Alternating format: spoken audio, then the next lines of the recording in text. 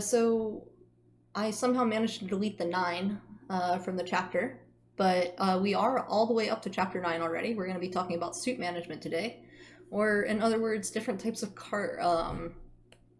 different card combinations and ways that you can play suits, like whenever when you're in different hands. And all of our discussion today is going to be centered around no trump contracts. I think we'll be following up with some more stuff that you can do in trump contracts a little bit later. So let me keep going. If you haven't been here for Card Play Technique discussion group before, we have been working our way through the book Card Play Technique or The Art of Being Lucky by Victor Mollo and Nico. We spent about 4 days on each chapter. It's been a little bit slower around the holidays. I've been doing about one chapter each week for the past couple weeks, but we're going to be picking back up again now that we're into January. We do a bunch of discussion on Discord. There's a lot of extra stuff that comes out from different resources, a lot of places where you get a chance to clarify things that weren't as clear in the chapter. So I think we're doing some stuff that's pretty interesting. So I'm having a lot of fun with it. And I'm also finding that I'm becoming a lot more aware of these things when I'm trying to play hands. This is helpful. So as I mentioned before, we're going to be talking a little bit about card combinations and all sorts of things you can do in no trump contracts. The last time we talked about no trump contracts from the declaring side of view, we were talking about mostly hold up plays and kind of the other side to a hold up play, which is the avoidance play, where we need to make sure that we're keeping the right opponent off of lead. So today we're going to be talking about something a little bit different, which is how do you actually play your suits? How do you think through them? What are some different things that you can do? One of the things that we start off with is just a basic discussion about different card combinations. So if you have different common card combinations and you just kind of know instinctively what you're supposed to do with those, that can help you out. What is also really helpful is if you just practice under working your way through card combinations, you get a better sense of how to actually think through them when you see them at the table. There's so many different card combinations, it's impossible for anybody to sit down and just memorize what you're supposed to do. So by far the best thing you can do is figure out the right way to think about them.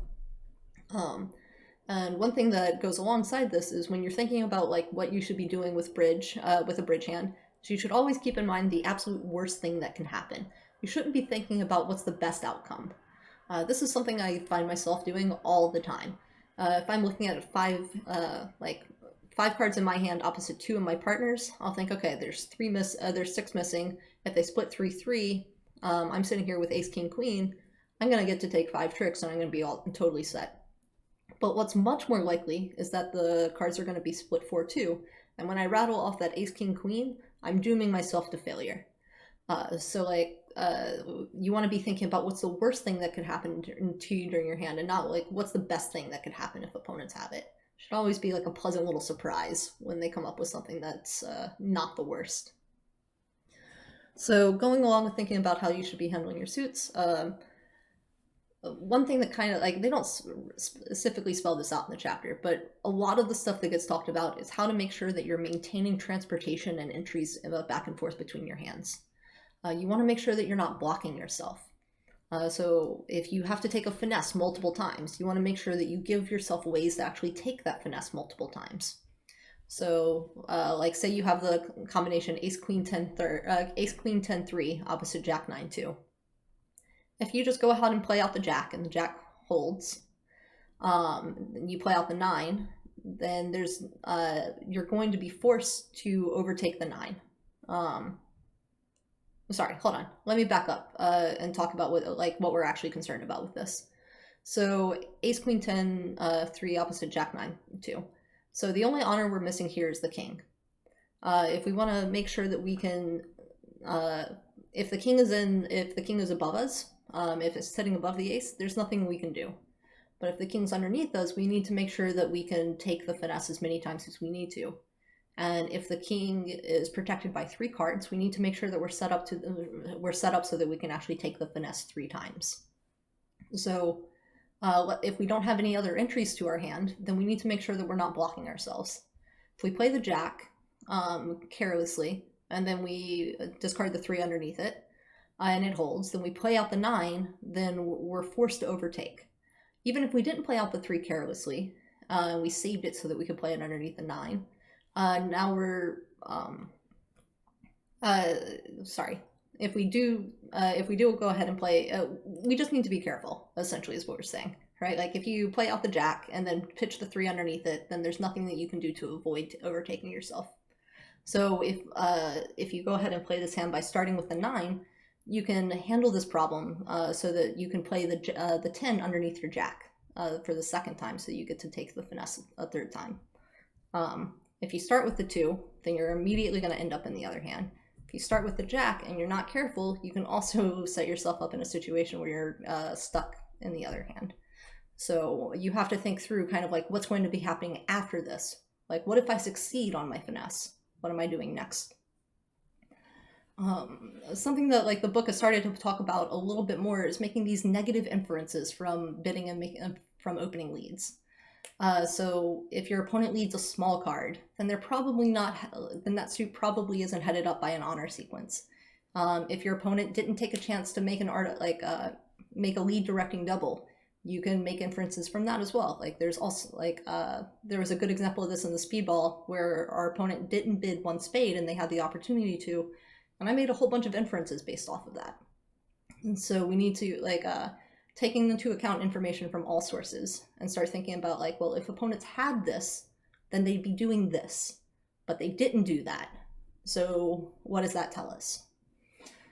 Sometimes the best thing that you can do with your winners is use them as entries. So like sometimes you don't need to score your king and ace separately. Sometimes the best thing that you can do is overtake your king with your ace and move forward to the next hand and use it to get to your other hand. We'll look at, I think I put an example of this in here, so hopefully we'll get a chance to look at that.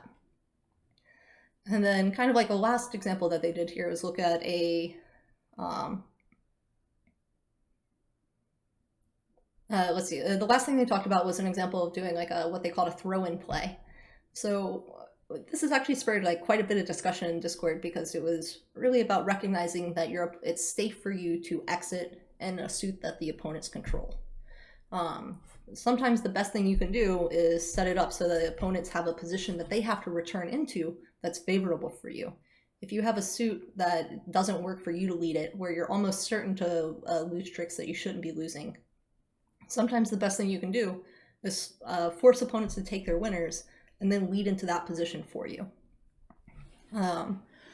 So I think this is going back to the earlier example. Throwing away the 10 isn't the same thing.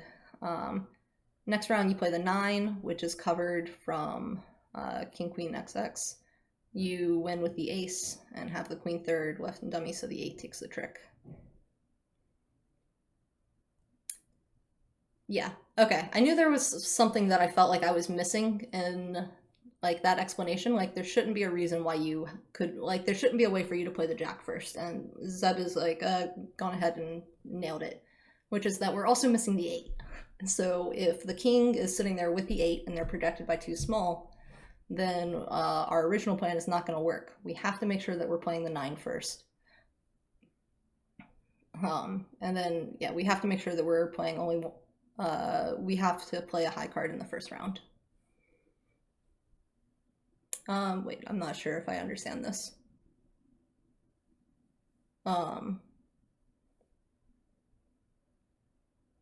Because if just playing the jack and then playing a 3 is also playing 1 high card on the first round, and that's but that's going to block you.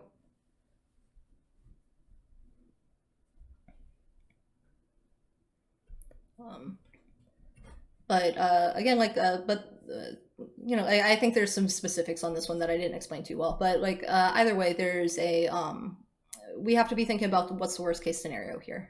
Worst case scenario is that, well, actually, worst case scenario is North has it.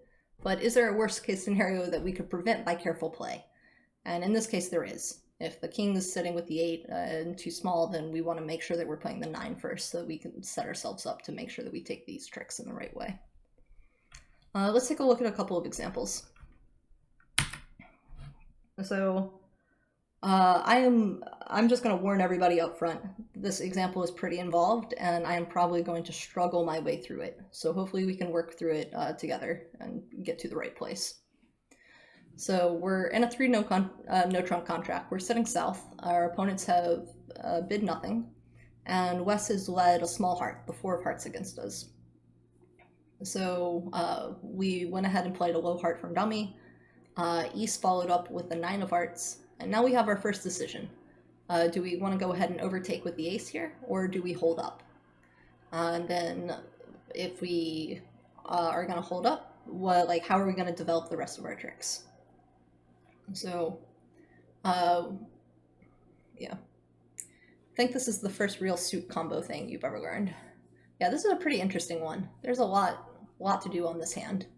So if we start by counting our tricks, we have the ace of spades, we have the ace of hearts, we have the ace of diamonds, and we've got 4 diamonds sitting there. So that means we need to find a way to get 2 more tricks. The diamond suit is not going to do it for us. We don't really have anything there. The heart suit might get us 1 trick with the 10, but we're certainly not getting 2 out of it. But that spade suit looks pretty nice.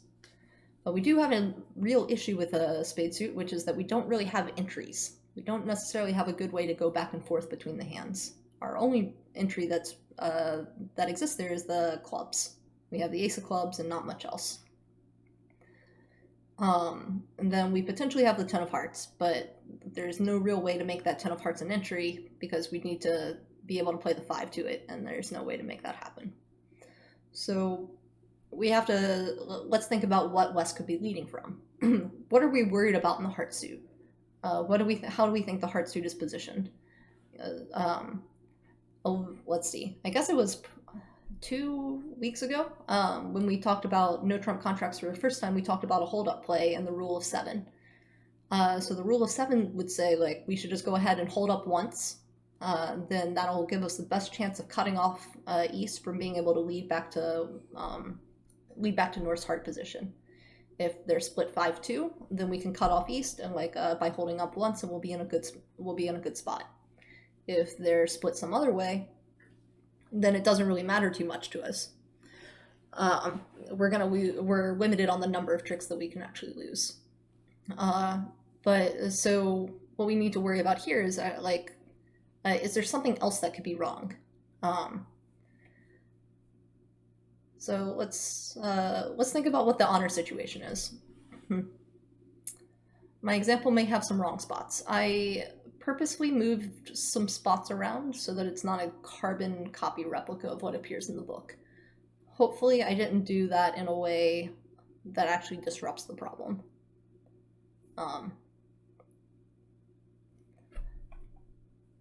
I typically do that, so it's not exactly what appears in the book, but I can make mistakes. Hopefully I could make mistakes. Hopefully I didn't do that here.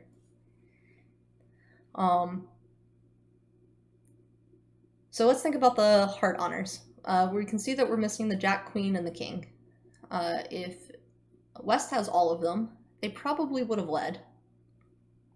And they probably would have led the king. If they had king, queen, jack, 4, they would have played the king from that. So we can be pretty sure that one of the honors at least has to be in the East hand. So now we have to think to ourselves what could their holding actually be? How many honors are sitting in East? Do they have 1 or 2? If they have, let's see. Zeb is saying, I'm thinking it might be the right idea to take the 3rd round of clubs over, then get 2 entries with the last small club. Ah, okay. So it looks like maybe I did mess up the spots. And we need the 2nd entry. Hold on. Because if I did that, then that's going to make this impossible to figure out from the rest. Sorry, hold on, everyone. Yep, 100%. The 6 of clubs is supposed to be a 2. That gives us an actual way to create an entry. And so I'm kind of giving the game away. But you can see that we need to make sure that we're going to take 2 spade tricks. And the only way that we can get to take 2 spade tricks is if we manage to get 2 entries. We have 1 already in the ace. We need to try and find a way to build a 2nd entry. And the way that we're going to get to build that 2nd entry is going to be by using the small club. But I got rid of the small club, and that prevents us from actually using this as an entry. So that's on me. We're gonna ignore that for a second and figure out whether or not we actually should be holding up here or not. I'm trying to make the problems already even harder than they already are. Super helpful to everyone. So we kind of got to the second half of the problem before we got to the first half. So we recognize that we need to develop the spade suit. We need to create 2 entries. We can't get to the entries because the clubs are messed up. But ignoring that for now, we have to figure out what we're going to do with the hearts. So we have to think about what's the heart position. If the hearts are 4-3, then it's not going to matter. We're going to lose we'll end up losing 1 spade and we lose 3 hearts, and that's all right. But if the hearts are 5-2, this is where things become interesting. Now that we know that West has at least 1 honor, we're actually pretty, we can place West with either the queen or the jack. And not necessarily, we can place we can place East with the honor. But now that East has played the 9, we're pretty sure that they're going to have to end up blocking their partner. And so this has 2, so we can actually just go ahead and come up with the ace here. If we play the ace, this has 2 effects. Yeah, we're going to go ahead and play out the spades. We'll use our entry. We'll play out the spades. They'll play back a heart. But now East is going to have to come up if they play their honor. This is the last, and if it's the last honor in their hand, they don't have a way to return back to all the honors that are sitting in West. If it's not the last honor in their hand, if they have another one, that's all right because they're split 4-3. Wouldn't rule of 11 preclude East from a doubleton? Yeah, so if you apply rule of 11, this is probably another thing where if I mess around with the spots, you could end up with with some information that is wrong. But I have found myself using rule of 11 as a defensive, as an offensive tool as well.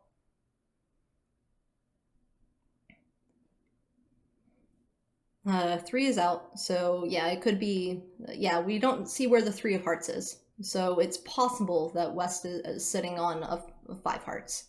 So we want to make sure that we're playing for the possibility that they're split 5-2, because it doesn't matter if they're split 4-3.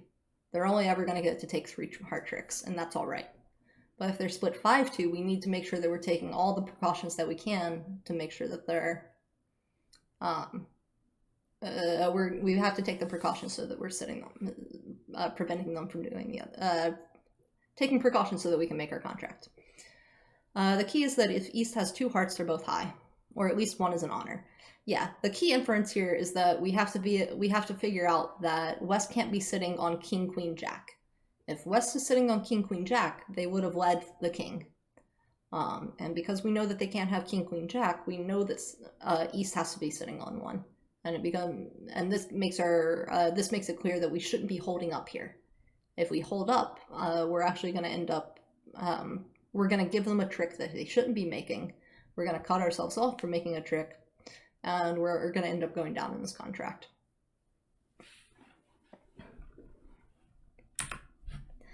Okay, let's take a quick look at a card combination. Let me go back, sorry. Okay, so the rule of 11, not getting the king lead, means East is either 9 doubleton or honor 9 third or just honor 9. This also works if you only have ace 9 versus 9 fourth. Yeah, that makes sense. Seb is saying the way I would go about thinking this is if the hearts are 4-3, you're hopefully losing 3 hearts and a spade. Yep. If the hearts are 5-2, then it's between lead from King, Queen, Jack 5th or versus doubleton, or for honor 5th versus honor X. The normal lead seems like it would be the king. Exactly. So yeah, this is this makes sense. But the key thing here is we're making an inference. We're pulling information from what off of West's lead, and we're trying to figure out what the honor holdings are based on this, and what has to happen and what's missing. So this is a good example of things that are starting to feel a little bit more sophisticated, and things that I haven't been doing as much, and I can see myself starting to do a little bit more. Uh, this maybe should have been the first example because it's certainly a lot simpler than what we started off with. But say we're holding this, say we have this card combination. It looks pretty nice. We have ace, king, queen, 10 split between our two hands, and all we're trying to do is figure out how to take 4 tricks.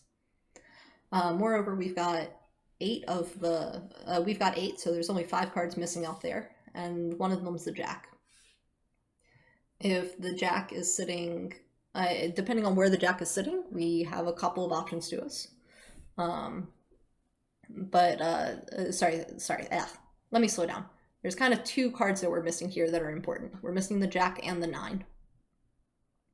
There's actually a lot more to this combination than it appears. Yeah, as I started talking through it, I was realizing that there's some stuff here that there was a reason why I put this one in and not one of the others.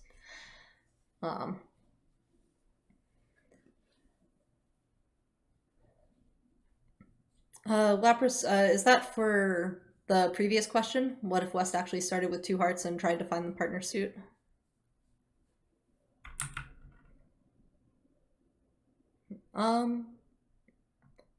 Yeah, partner could be leading from a doubleton. West could be leading from a doubleton, I guess. If they're leading from a doubleton, it could be, they would have to be leading from 4-3. This is one of the things that Zeb brought up, which is that like if they're 5-2, then the 5 cards have to be in, the 5 have to be in east. I know how to do directions. And like it could be, it could be. I don't know that it's the. I think it's more natural to assume that the 4 is a 4th best lead than it is to assume that it's the top of a doubleton. But that possibility could be out there.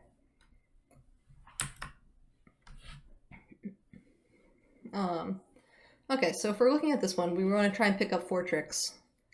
Oh no, you're all right. I appreciate asking the questions. Like, it's the more discussions that are happening, like the more people can actually get out of this. I get a lot more out of the discussion than by around the examples than I do by reading the examples myself.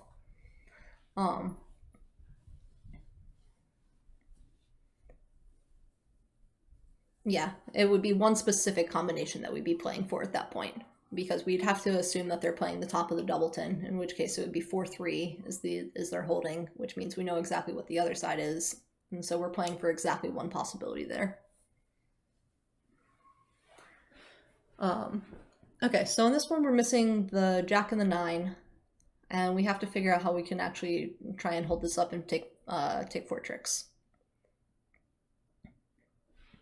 So first instinct is that we should try and start by cashing the ace or the queen, so that way we'll be maintaining the tennis positions.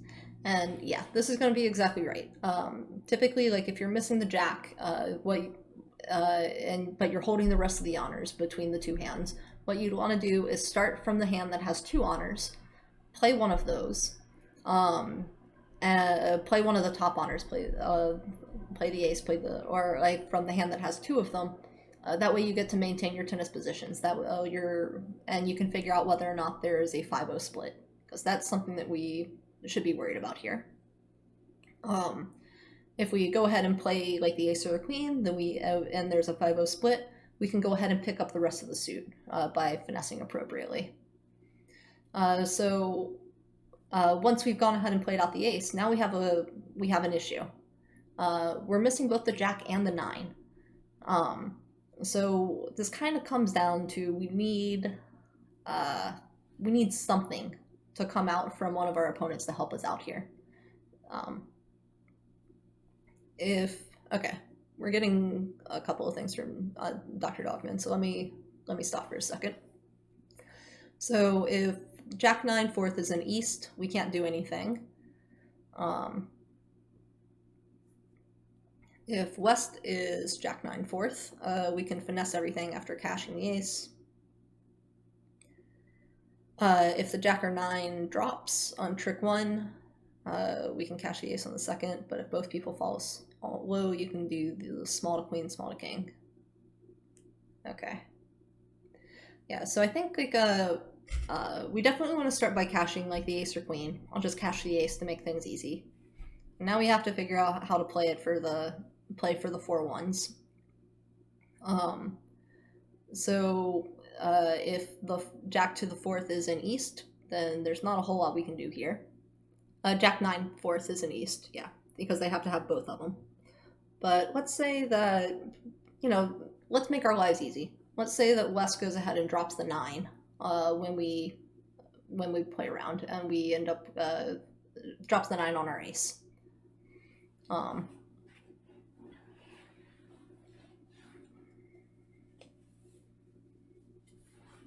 So, okay, it seems like we're getting actually something that's like really nice here in the comments. Let me slow down and make sure that like we're all picking up on this, because it's this is something that's really nice and an important comment.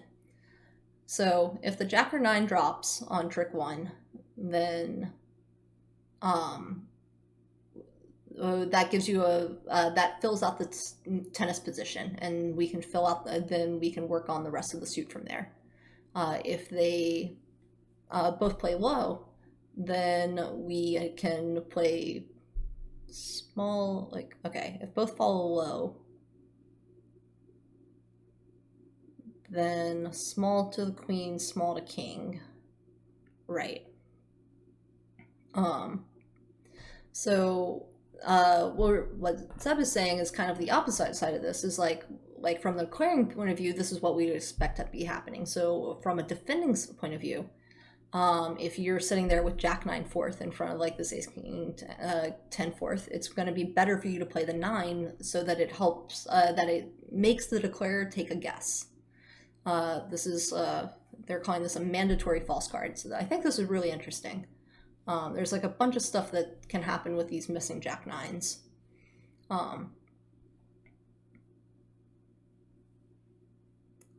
And yeah, okay, so BZ is also bringing up a really great point, which is that depending on who the declarer is, that can also end up influencing the way that you make this play. If the defenders can't see the 10, that makes this, it's a lot harder for them to figure out that they need to false card than it is if we're sitting, then like if defenders can't, then if defenders can actually see this. So yeah, you need a little bit of luck here, but with a little, and this is, I think, one of the instances where they talk about like sometimes like just like information from like your opponents being at the table can be a lot more can be a lot handier than trying to play for these small improvements in percentages. But if we get a little bit lucky here, there should be a way for us to go ahead and take 4 tricks. One last comment by Ignatius, it looks like. Last is the wrong word, but another comment by Ignatius. It's a 50-50, a 75% chance it's false card. Jack 9 4th opposite, 3-1, that's 9th. Could be Jack Doubleton, but it's impossible to butcher. Yeah, this play is, this card combination is actually really, now that we're kind of getting into discussion, I'm realizing there's even more here than I was picking out. So I think this is really interesting. Harsh is saying if Zia plays the 9, it shows the 9. If Zia plays any other card, it denies the 9. Excellent. Yeah, this is this one's interesting. But I think there's a lot that could be learned from it. Let's take a look at a couple of the problems. I'd like to try and do, I think I have 3, so hopefully we can get through these in the next 20 minutes. Okay, so we're again in a 3-no contract. Our opponents haven't said anything during the bidding, so we don't have any information there, and West leads a low spade against us. So first question is there anything that we need to be afraid of? And second question is, how are we actually going to take our tricks?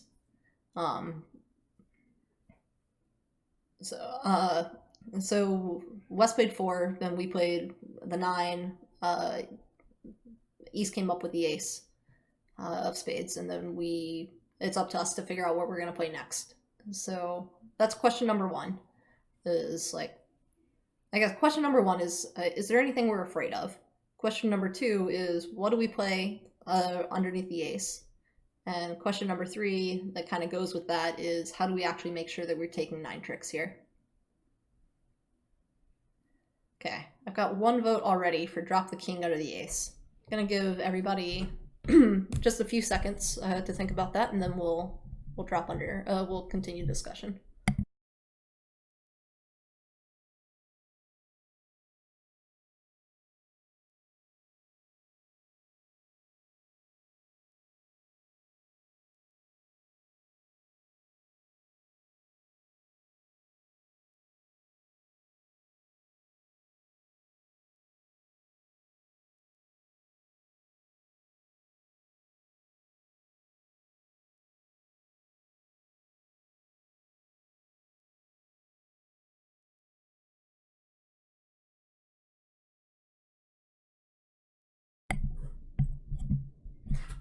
Yeah, okay, it looks like we kind of hit on this, which is perfect. We have 9 tricks off the top. We want to make sure that we take our 9 tricks. There's no reason for us to get too fancy with it. And the way that we can make sure that we get our 9 tricks, we need to make sure that we get an entry to all of these winners that are in the club, winners in the diamonds. If we're not careful, we can end up, if our opponents are being a little bit frisky with us, they could end up, we could end up in a situation where we don't actually end up taking our tricks. So if we go ahead and play the king underneath this immediately, then lead back a spade, when they take their queen, that's all right. We still have an entry, which is what we've already come up with. So good job, everyone. So this is going to give us a spade. We get 3 hearts, we get 3 diamonds, and we get 2 clubs. So there should be no way that our contract can go down unless we do something really, really funky with the spades. And even then, I think it's pretty much impossible for us to go down.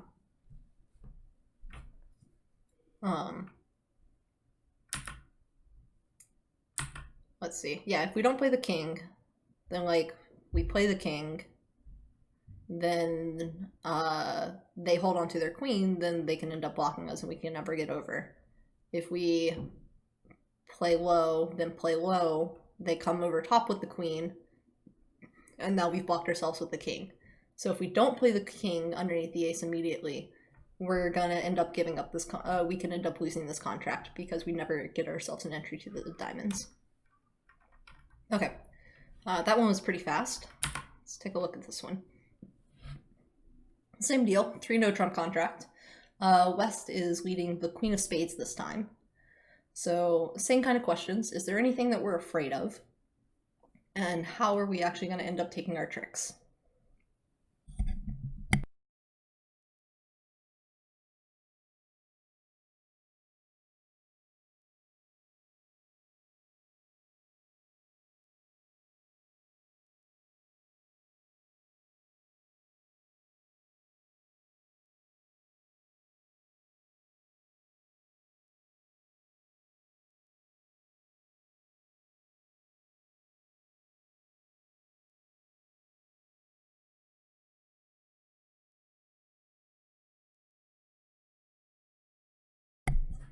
Okay, I'm seeing Ignatius has a vote for double hook and heart. We need to make sure that we're creating entries so that we can cash all those diamonds. And we have an issue with the spades, so we got to do it at trick 2. So yeah, this is the, that was going to be my next question. Is it right for us to duck the first spade? Or do we go ahead and win the first spade? And that kind of, this kind of ties into like, is there a way for our contract to be defeated? Like if we duck the first spade, is there something that could happen where we end up going down in our contract? And then kind of along from this, what do we think that West is leading from? Because they've led the queen of hearts, the queen of spades.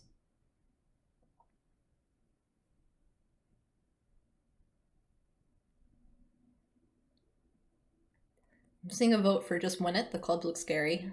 And then we could also always duck the second spade, but there might be a problems with that. Yeah, I think the clubs look pretty scary. If we duck the spade here, and then West leads a club, and East wins it, then they could potentially lead a club through our queen 10, And they could take 3 club tricks off the top, along with the diamond winner and the spade winner. And that is going to set our contract. So clubs don't look that scary. Yeah. We'd have to, like, we kind of have to think about, like, what's possible, right? Like, but all that would really require is for West to have the ace or the king, and then East to have the other one. If you duck the first spade, in the worst case scenario, they could play club to king, club through. We're losing 3 clubs, the spade and the diamond. Exactly. Yes, this book is all about rubber bridge.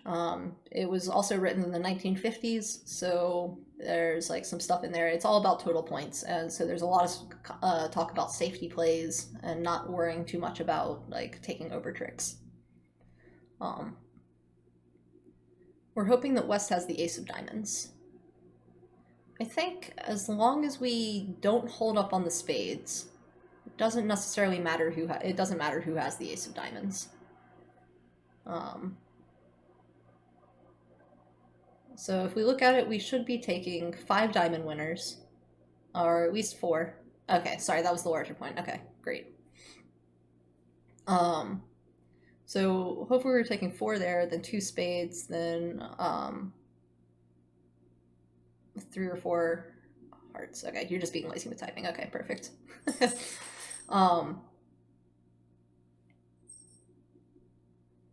What am I thinking of? Okay, right. So we have to be careful that we're making sure that we set ourselves up with entries here, right? Because we have to make sure that we get to lead the diamonds twice. So we have 1 entry with the King of Hearts. How are we going to get a second entry?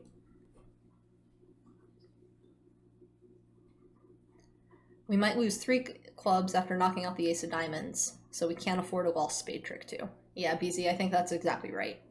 So rule of 7 says that we should be holding up 1 trick here. Rule of actual thinking says that we can't afford to hold up here at all.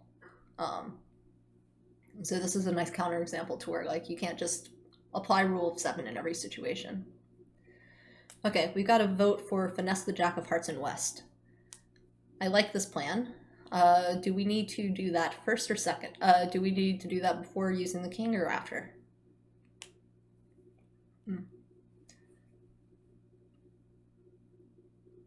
Oh, Ignacio said it earlier. Sorry about that. Yeah, we win the first spade in our hand, and then we have to play low heart to the 10 at trick 2. Oh yeah, you did say that. Sorry about that. Yeah. Also, ideally, we're only going to be losing the lead once, hopefully just to the Ace of Diamonds. So the fact that we only have 2 spade stops should hopefully not be an issue. Also true. So yeah, it looks like we have our plan here. We're gonna win trick 1. We're gonna play a low heart to the 10, hoping that we can get the 10 as an entry. If the Jack of Hearts is offside, well, that's just tough luck. We also can't cash the king first, otherwise the 10 can't win. Exactly. Yeah, okay, so I had added that in, but it was probably a little bit obvious and a little bit unnecessary. So yeah, we have to take the finesse to the 10 first, because otherwise the finesse doesn't exist. And if East is sitting with the Jack, then, you know, that's just unlucky. But we have to play for the possibility of us making it. Okay, so we've got 1 left. I think it's just a couple of suit combinations. And I just wanted to put these out because one of them is really common and shows up all the time. And it's something that I think is worth like just mentioning really quickly. And then there's also a one that's a little bit more tricky. But the idea here is we want to try and take 2 tricks in both holdings. Let me go back a second because it looks like we've got another comment. I do think there can be a lot of club situations that only play for 2 losers, but it's too slow and we have no source of tricks to take 9. Yeah, I think that there might be a way to develop a club trick. But I think it's also possible that opponents could just take 3 club tricks and we go down. So it's better to be safer and avoid those if we can. But yeah, we do have an 8 card fit, and we're only missing 3 honors, so there's a good chance that we could get out for only 2 losers there. But for most of these, we'd end up having to lead from dummy multiple times, and at that point we might as well just set up the diamonds. It's an interesting counterpoint too. Yeah, we have a real entry situation here, and that diamond suit can provide a lot of tricks if we can get it set up. So it takes a little bit of work. It takes a little bit of luck, but hopefully we can get there. Okay. So we want to play both of these holdings for 2 tricks, and we're going to assume that there are adequate entries. You have no entry problems in either of these. And I kind of have 2 questions that we want to think about, which is like, one, like how do we just play it generally so that we can take 2 tricks or maximize our chances for it? And then kind of the other side of this coin is like, what are we hoping opponents are sitting on? Like what could we, like what could be, like what are we hoping is the case?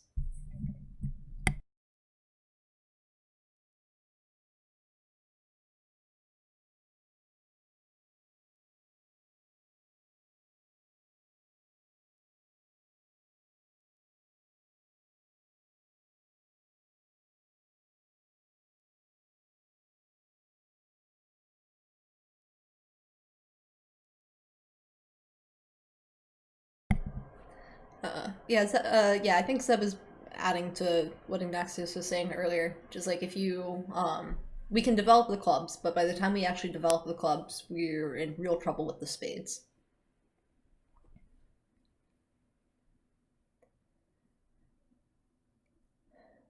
So we're saying on the first one, it would be great if the king and 10 were both on side.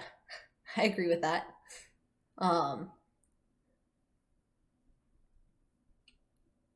Queen, king, ace, finesse the 10 on trick 2. Or queen 10.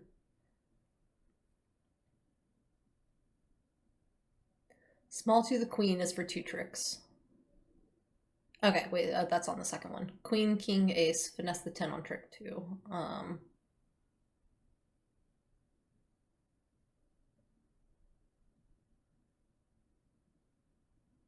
Yeah, take a second look. I think you're...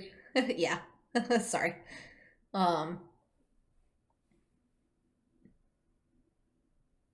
Oh, sorry. Yeah, that's my fault. This is... sorry. They're vertical. This is one here, and then there's another one over here. Sorry. Yeah, the bridge, but yeah. Well, like the book we're reading, like CPT actually does everything east-west because it takes up less vertical space, so the book gets to be shorter.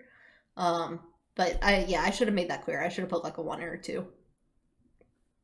Okay. But on the first one, we want to lead low to the 9 and hope that West has the 10 and at least one of the king or the queen.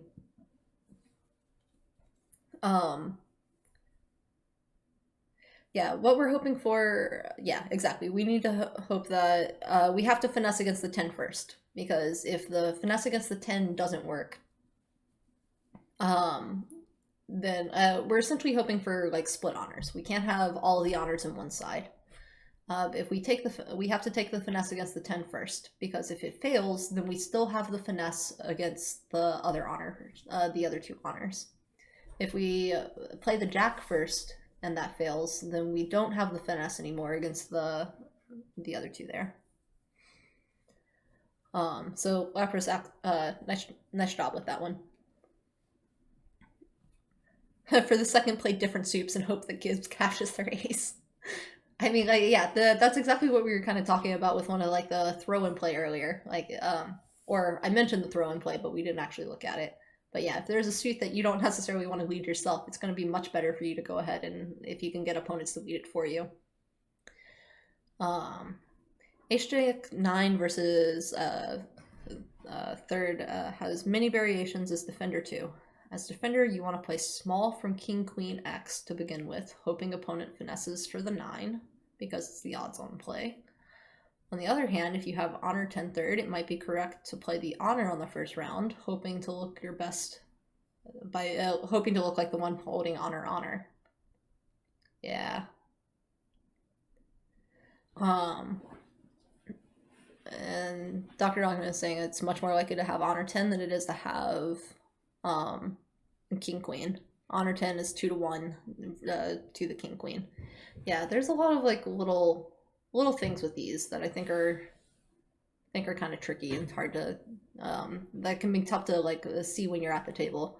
I know I'm really guilty. Like I've seen this card combination come up. It's not that rare. And I try to make myself do the right play.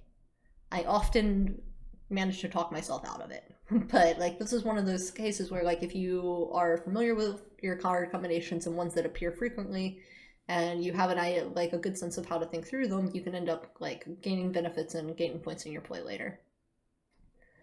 For the second one, I've seen a couple of answers out here, but it looks like most of them are leading low towards the queen.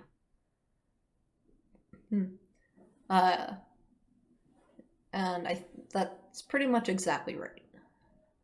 So I was saying king queen is one combination, king 10 and queen 10 are two combinations, and so from there you can quickly get that it's a 2-to-1 ratio. That's really nice. I love bridge math, like bridge probabilities, and like being able to come up with that stuff. Like that stuff is awesome. I love being able to like the little variations of how you pull all that stuff together at the table. That's a nice way to think of it.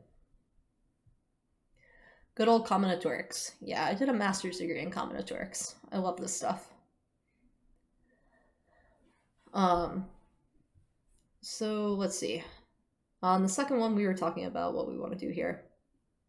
We have to lead low to the queen on the first trick, and that's exactly right. If the ace is above us, we're pretty much in trouble. We have to hope that the ace is sitting in west. BZ is saying it tends to be right to lead lower cards first. Yeah, that goes all the way back to like our very first chapter, which is like you want to lead towards your honors for the most part. You don't want to just play your honors yourself. So if East is holding the Ace of Hearts, we're just doomed. There's no way that we're taking two tricks. So we have to hope that West is holding the Ace of Hearts. And we have to hope, and we, like, if West goes ahead and plays out the ace for us on trick 1, fantastic, we're all set. But if they duck, that's where we now have a decision. So say our queen holds. So we're still trying to pick up a second trick with our king. We can't afford to lose it. And the ace is now marked in West. So what do we have to do on trick 2?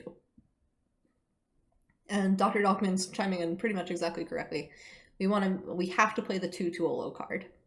And if West is sitting there with ace doubleton, then we're going to be able to drop the ace at this point, and we're going to be able to hold on to our king. Is this that likely? Maybe not. Let's see. Lapras is saying if East shows up with singleton ace, then playing the queen out is going to cost us. That's true. But again, like that's playing against like we have to kind of play for the odds here. And singleton ace is going to be a lot rarer than all of the holdings where West is holding ace. Like if we're playing for like East to have singleton ace versus West to have like ace doubleton, like that ace doubleton is going to be a lot more likely. This is known as an obligatory finesse. This is more common with queen 4th opposite king 4th. You lead to 1 honor. When it wins, you duck completely on the way back. Yeah, that's a good example of that. That's a good example of this too. This one's a little bit tricky because we're having to hope for a lot here. In particular, like if we're only holding 2 cards in the suit and we're hoping that our other opponent is holding like ace doubleton, like man, like we need a lot here. And so but sometimes like the best that you can do is hope for a lot, and like if that's the only thing you can do, you have to play for that. When I was watching Humper the other day, there was a really cool example of this where he was looking at a contract that looked pretty much impossible. There is like essentially only 1 holding that he could play for that would result in him making the contract. He didn't realize this until after he had done something else. And it ended up being that if he had played for the only holding where he could make it, they actually had that exact holding. So sometimes like you're looking at it like an almost impossible situation and you have to get lucky. And the best thing you can do is give yourself that chance to be lucky. If you go ahead and do something else, you're cutting off all of your lines, and you have to give yourself the best chance that you can.